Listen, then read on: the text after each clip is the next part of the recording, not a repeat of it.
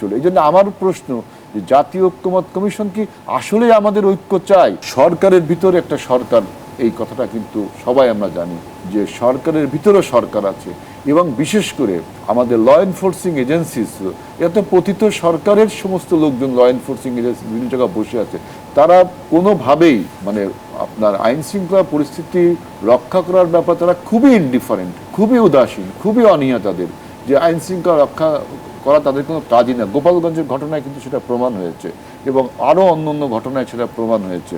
বিশেষ করে সচিবালয়ে যেভাবে ঢুকে গেল ছেলেরা, ল এনফোর্সিং এজেন্সিস কিছুই বললো না।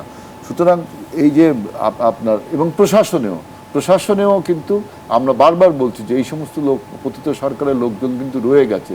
এরপরে আমাদের দেশের নির্বাচন, আমাদের দেশকে একটা অস্থিতিশীল দেখতে চায় কারা? পতিত সরকার এবং প্রতিবেশী রাষ্ট্র ভারত।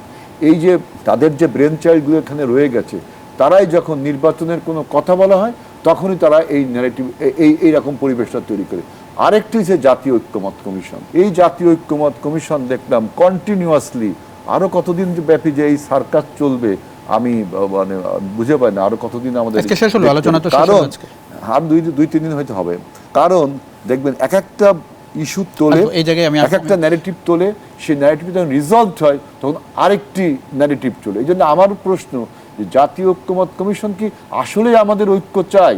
তারা কি ঐক্য, যারা ঐক্য গঠন করার, যদিও আপনার পরিকল্পিতভাবে ঐক্য করা যায় না, কারণ মানুষ ঐক্যবদ্ধভাবে কোনো কাজ করতে পারে না, মানুষ কাজ করতে করতে, লড়াই করতে করতে ঐক্যবদ্ধ হয়। এটা কিন্তু বক্তব্য পরিষ্কার, একেবারে অনেক ধন্যবাদ।